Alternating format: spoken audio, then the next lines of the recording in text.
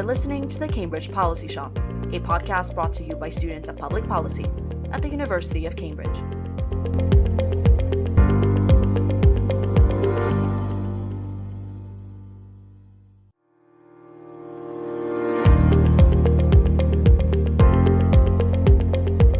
The umbrella term social infrastructure has been adopted to refer to the facilities that bring deep economic, social, and civic value to communities in which they are located. As nations like Britain emerge from the COVID-19 crisis and begin to imagine a future in the wake of both a pandemic that has wreaked havoc in the lives of millions of citizens and a future marked by its recent departure from the European Union, a more expansive view of infrastructure, one that accounts for the physical spaces and community facilities that convene people and create a sense of belonging, will need to be adopted. So how can we align investment in both physical and social infrastructure? What questions, steps, and shifts are necessary to begin to reimagine a future that prioritizes investment in both? In this episode of the Cambridge Policy Shop, we attempt to answer these questions by looking at a new report called The Value of Social Infrastructure that discusses all this and more in greater detail. Authored by Dr. Michael Kenny and Tom Kelsey, it is the seventh in a series of policy reports called Townscapes by the Bennett Institute of Public Policy at the University of Cambridge.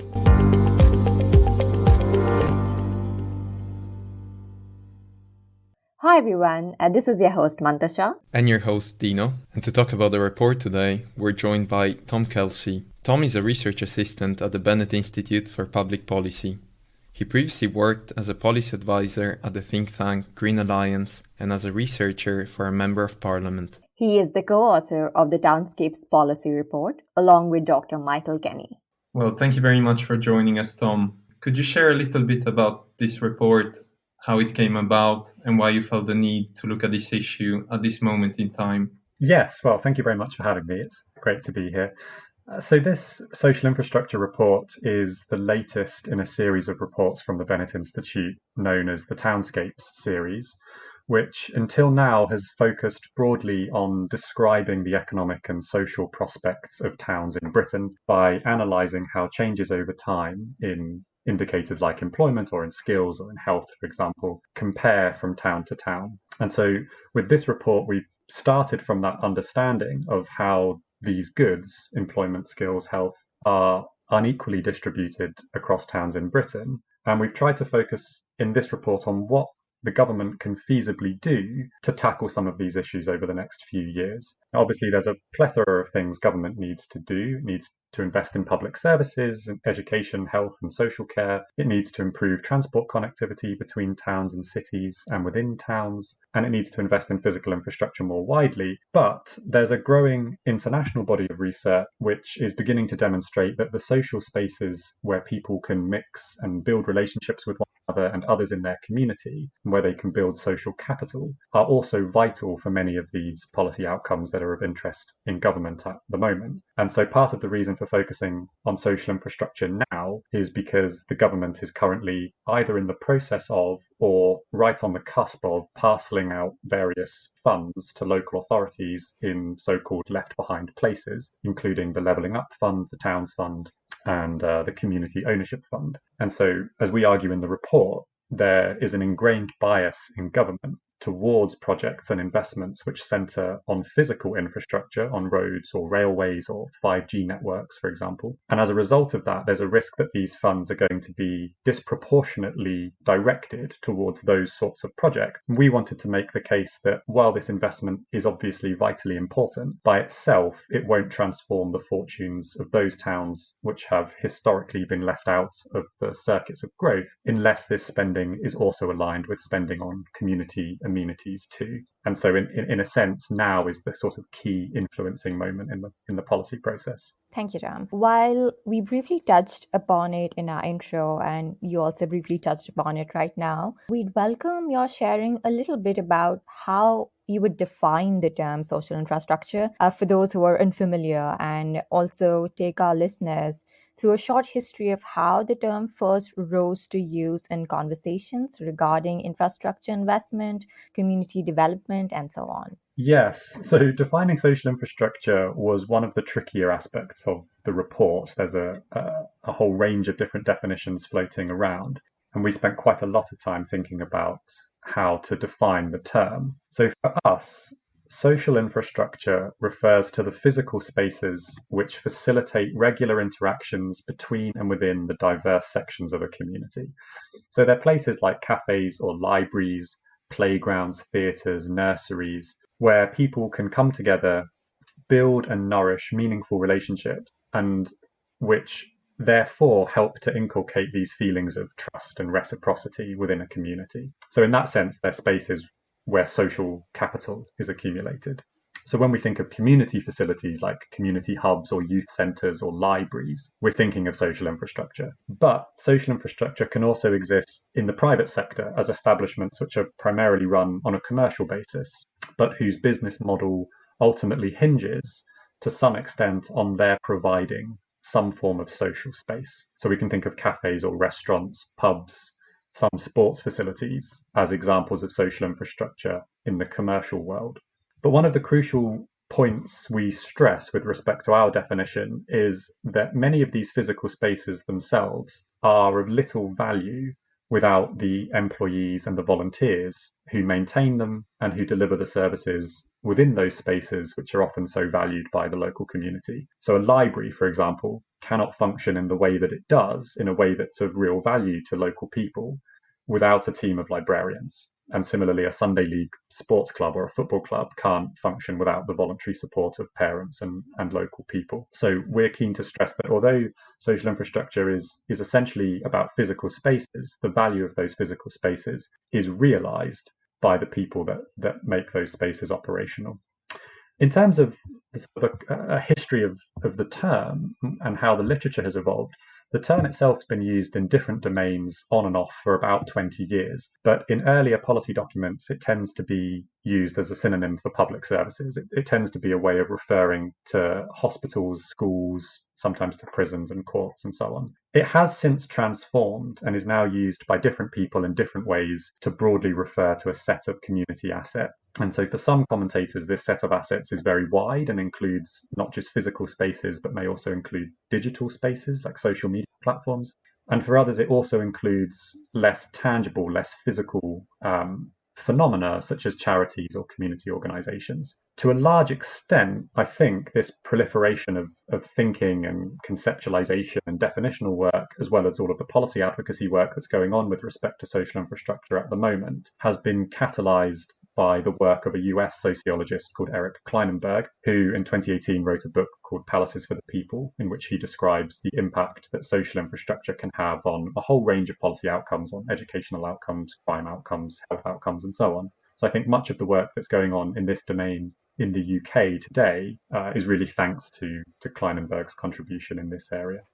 Well, thank you very much for that. And considering the need for economic recovery as a result of the pandemic, could you briefly touch upon how social infrastructure will impact the economy, especially in terms of employment, skills, public health, and community resilience? Yes. So in our report, we attempt to disaggregate the various kinds of value that social infrastructure creates into three broad categories.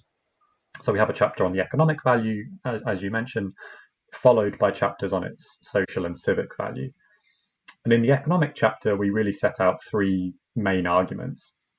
The first of which is that social infrastructure is going to be a crucial part of local and national efforts to rejuvenate our high streets. Currently, high streets are struggling to respond to a whole cocktail of pressures, including the rise of online retail, the proliferation of out-of-town retail parks, and obviously the pandemic, which has decimated footfall in town centres over the last year or so. In this context, a debate is underway with respect to how best local authorities and central government can revitalise town centres, especially in those areas of the country which haven't historically received the same kinds of investment over the years as their more affluent counterparts. And so we argue that part of the strategy to revitalise high streets should involve investing in social infrastructure. And there's a sort of consistent body of research now showing that social spaces and community facilities are very, very good at attracting people to the high street. They incentivize people to stay for longer in the town centre, and they're associated with higher rates of spending in nearby businesses. So, for example, one study finds that people who visit cafes or restaurants while shopping in the high street tend to spend just under 50% more in nearby retail businesses than those who don't visit those establishments. There's also a body of qualitative evidence which shows that what people value about their local high street isn't just the retail that it offers, it's not just the opportunities for shopping. It's also that high streets are often social spaces in their own right, and they afford opportunities for social interaction among friends and neighbours and family members and so on. So people don't just visit the high street for functional reasons like shopping, especially as the rise of online retail makes it increasingly convenient to execute those kinds of functions online. So in that context, we see a role for social spaces within a broader strategy for high street revitalisation, spaces like leisure centres or art galleries, children's play spaces, affordable cafes, green space, integrating those sorts of spaces into the sort of high street of the future is going to be key to sustaining vibrant, vital town centres. The second economic argument we make is with respect to employment. I think this is probably the most headline-grabbing argument we make. And we argue, or we demonstrate, that social infrastructure is actually a significant sector in terms of employment and jobs. So there's approximately 2.3 million people employed in industries which depend on the presence of these kinds of facilities in Great Britain. And in some towns, including some so-called left-behind towns, these sectors are the largest overall employer. So if you look at Skegness, for example, the accommodation and food services sector, together with arts, entertainment and recreation industries, account for 46% of total employment. In Newquay and in Llandudno in Wales, these sectors account for 43 and 40% of total employment, respectively. So there's a significant number of jobs that are attached to these kinds of spaces. But the value, the kind of employment value of social infrastructure isn't just about the number of jobs these sectors provide, it's also about who benefits from this type of employment. And one of our key contentions is that social amenities and community facilities are often especially keen to recruit people who may otherwise find it difficult to gain a foothold in the labour market. So we might think of young people or people with disabilities or ex-offenders as those most likely to benefit from employment in these areas. And so in our report, we show that there are 700,000 young people in the UK who are employed in social infrastructure related industries, and young people are often disproportionately represented in these sectors. And similarly, 11% of workers in the accommodation and food service sector have a disability, and there are over 60,000 disabled people working in pubs, bars, and clubs alone. So employment is a crucial part of the economic value of social infrastructure. And then I think finally, I'll just briefly touch on skills, because different types of social infrastructure facility also contribute to the skills and lifelong learning agendas, which are kind of key priorities in government at the moment and have been for a number of years. So we can think of libraries, for example. Libraries are often immensely valuable spaces, especially for children and young people who may not have access to key resources, key educational resources, whether it's the internet, whether it's just books themselves, whether it's quiet study space at home. And these young people can also benefit from the various programs that libraries have to offer. So libraries are excellent at offering things like literacy classes, or, in the modern economy, offering things like coding classes for young people, as well as art classes and other types of program. And there's increasing evidence, particularly from the US, that boosting investment in public libraries, partly through the provision of resources like books, but also through the provision of these kinds of programs, leads to higher educational outcomes in nearby schools, particularly in terms of literacy test scores. So social infrastructure in that sense has a clear role to play in supporting the growth of skills in local communities, which is often thought of as the kind of exclusive reserve of formal education. Other cultural institutions like museums and galleries are also very active in this space. They actively promote skills growth in their communities, whether it's through sort of volunteering programs or leadership programs for young people and others. These kinds of facilities play a vital role in that sense.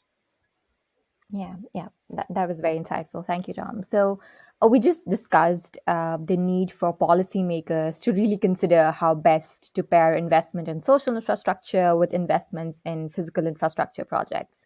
Would you share with us why this shift in approach to infrastructure investment is so important in the wake of COVID-19 and Brexit? Yes. So, as I think I mentioned earlier, investing in physical infrastructure in general won't by itself transform the prospects of struggling towns.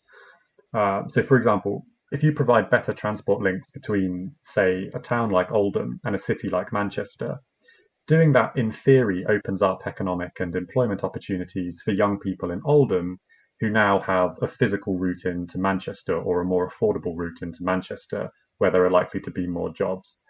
But unless those young people in Oldham also have the skills, the health, the confidence, the social capital to take advantage of jobs in central Manchester, the impact of a new dual carriageway or reduced rail fare between Oldham and Manchester on the prospects of young people in Oldham is going to be quite limited. And it's with respect to these, if you like, foundational assets, skills, health, social capital, that social infrastructure becomes so important. So in our report, for example, we engage with a whole range of evidence about the health benefits of social infrastructure. Human beings are ultimately social creatures, and so it's not at all surprising that places which are rich in community amenities tend to have lower rates of depression or anxiety, loneliness, and they also perform better on a whole range of physical outcomes, including obesity and diabetes. So tackling these health inequalities, and incidentally, in a previous Townscapes report, we describe how health outcomes are unequally distributed across towns in England, is vital to the government's levelling up agenda. And in the post-pandemic context, this is particularly important. So it's obviously the case that COVID has both highlighted and exacerbated health inequalities in the UK. And long-term ill health, particularly in more deprived communities, is a barrier to economic growth for those communities. So investing in new physical infrastructure without also finding ways to overcome things like poor health outcomes will only have a limited effect. Of course, investing in social infrastructure by itself won't single-handedly transform health outcomes in poorer towns, but it does have a role to play, and that's part of what we mean when we talk about aligning physical and social infrastructure strategies and patterns of investment. The other major change that the pandemic is likely to catalyze relates to where the workforce is located. So the pandemic has shown that working from home can be a workable and cost-effective solution for businesses and public sector organizations. And there's scope for these organizations to reduce their operating costs by switching in the future to a sort of hybrid model which combines office and home working. And so there's a good chance that over the next few years, we're going to see a modest exodus of high productivity workers in the knowledge and service economies who currently are clustered in large cities, moving out into more affordable towns where accommodation and the cost of living is a bit cheaper. So in this context, towns which are able to boast really vibrant social infrastructure, it might be they have beautiful historic buildings or they have a thriving hospitality sector or a really vibrant array of galleries and museums and theatres, those towns are going to find it much easier to compete in the struggle to attract these workers. And so within the context of the government's levelling up agenda, there's scope for investing in these amenities within more deprived towns as a means of attracting slightly higher earners whose spending habits and their tax contributions can help to stimulate local economic growth. And so these workers will choose where to relocate to, partly on the basis of how good the transport links are, but also partly on the basis of the feel of the place they're considering moving to.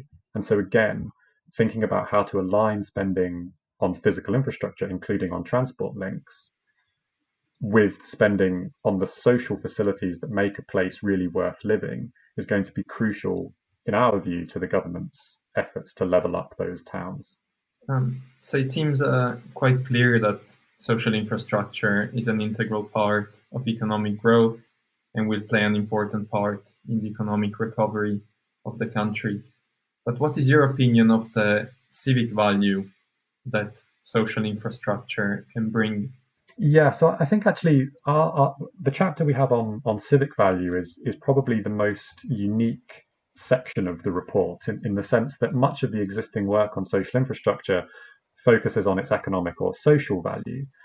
But we stress that things like pride in one's place of residence or one's sense of belonging and identity, as well as the propensity of local people to participate in the political and social and civic affairs of their community, all depend to some extent on the quality of the local social infrastructure, and therefore social infrastructure has this sort of particularly unique civic value.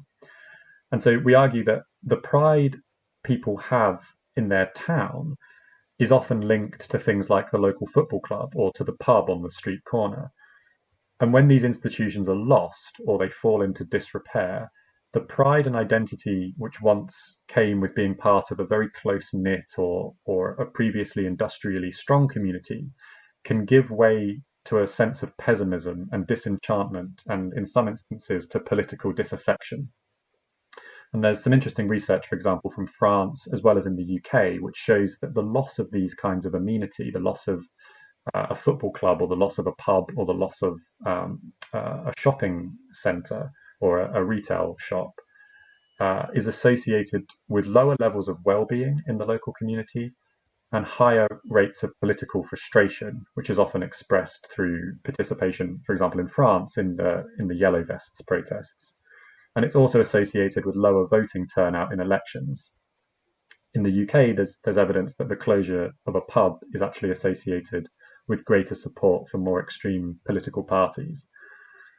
On the other hand, communities whose local pub or their football club or their local church is thriving and well maintained, or communities whose history and heritage is really well communicated through local historic buildings and museums, for example, those communities find it much easier to sustain a sense of pride in place and a feeling of identity and belonging.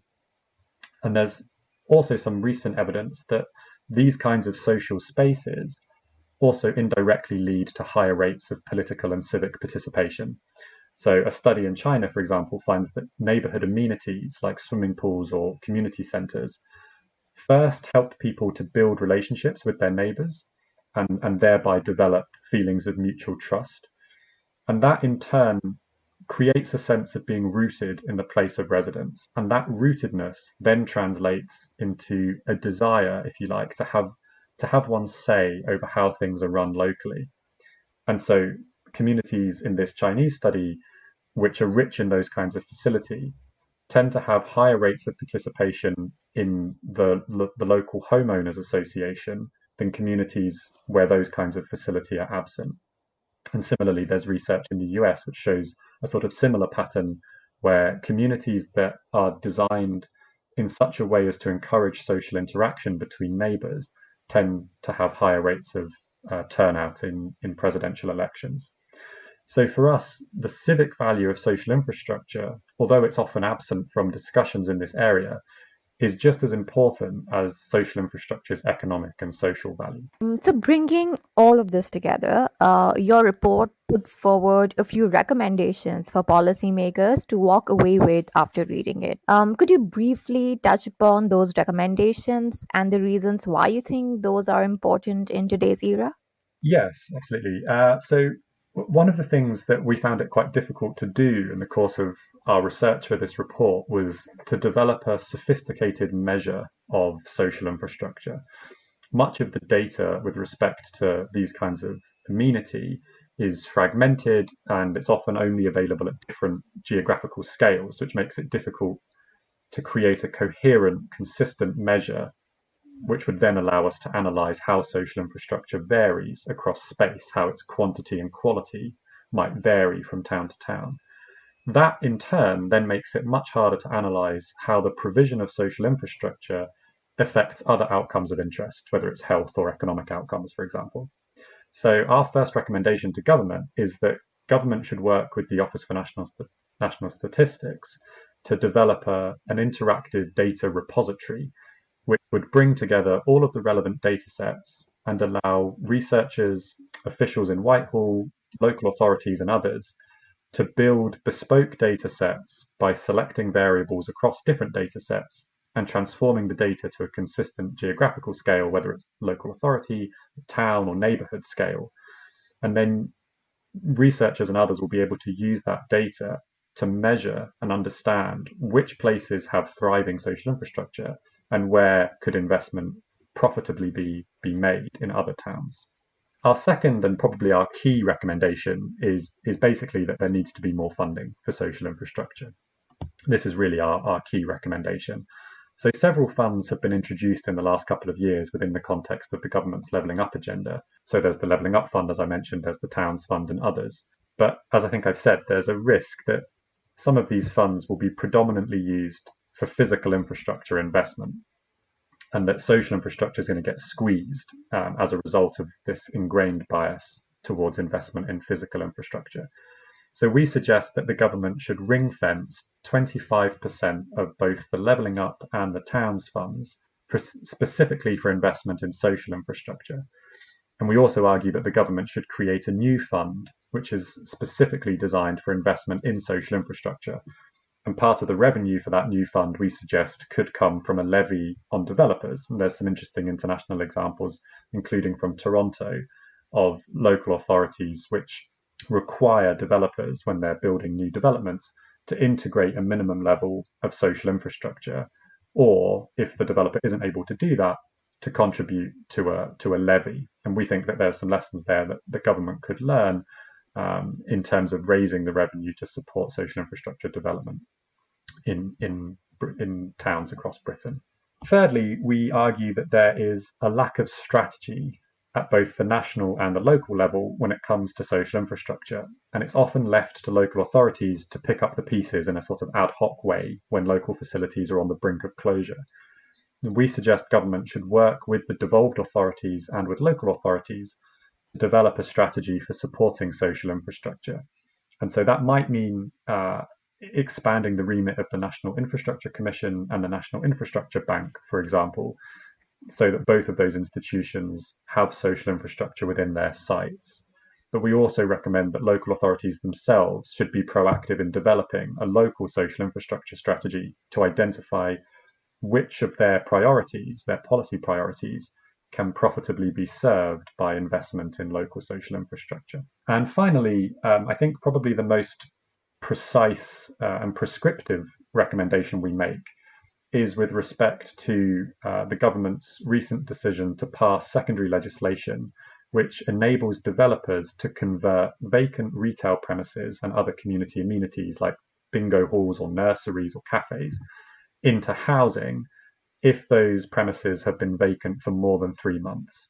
And on the terms of the secondary legislation, those developers wouldn't need planning permission to do that. We come out quite strongly against that proposal or that legislation, which we think runs the risk of expediting the decline of town centres rather than reversing that decline by removing the things, whether it's cafes or art galleries or nurseries, which create a sense of vibrancy in the town centre and which help to sustain footfall along the high street. So we suggest that the government should rescind this legislation. Thank you for being here today, Tom. This was extremely enlightening, and we hope that our listeners take away a lot from this. So thank you for being here today. Thank you very much for having me. It's been fun.